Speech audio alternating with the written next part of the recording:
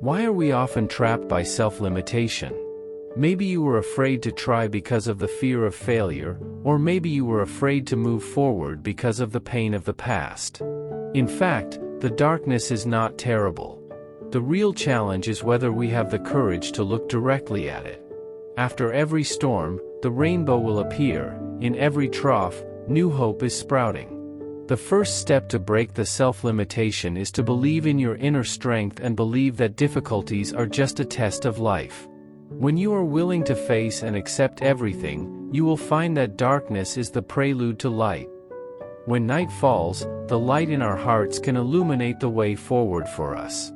This lamp is hidden in everyone's heart. It comes from the power of love and self-confidence.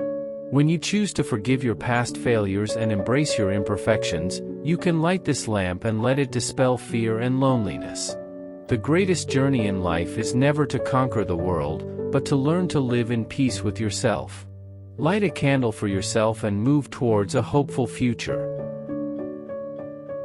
Night is not the end of life, but a quiet place of conception. When all the light is silent, the heart can hear its true voice. In the deep darkness, you may feel cold and lonely, but this is also the closest moment to you. When picking up every broken dream from the sadness of the past and counting the scars in it, those cracks are the places where the light penetrates. Therefore, darkness has become the most precious gift of life, teaching us how to find strength in the abyss and how to reshape ourselves in the silent place. When the first ray of morning light penetrated the earth, yesterday's scars turned into today's nutrients. Every dawn is an opportunity to start over. Don't be afraid of the mistakes of the past, which is your history. Don't be afraid of the unknown of the future, which is your possibility. Real growth is not to seek perfection, but to embrace every part of oneself and let them weave together into a complete picture of life. The more you walk in the world, the easier it is to get lost in the worldly light and shadow, chasing the prosperity of the outside world, but often ignoring the inner light. Only when the dust settles down will we find that the real light is not outside, but in the heart. Calm down and let yourself return to simplicity and reality.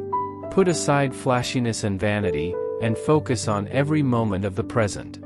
If the heart is clear, the world will be transparent. If the heart is free, there will be home everywhere.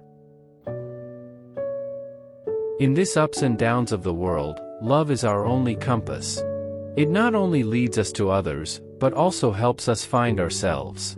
When you choose to take love as the core, the pain of the past will turn into wisdom, and the unknown of the future will no longer be terrible. Instead of resisting sadness, it is better to compose it into the melody of life.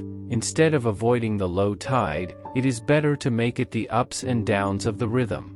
When we take love as the main theme, the whole world will resonate with it.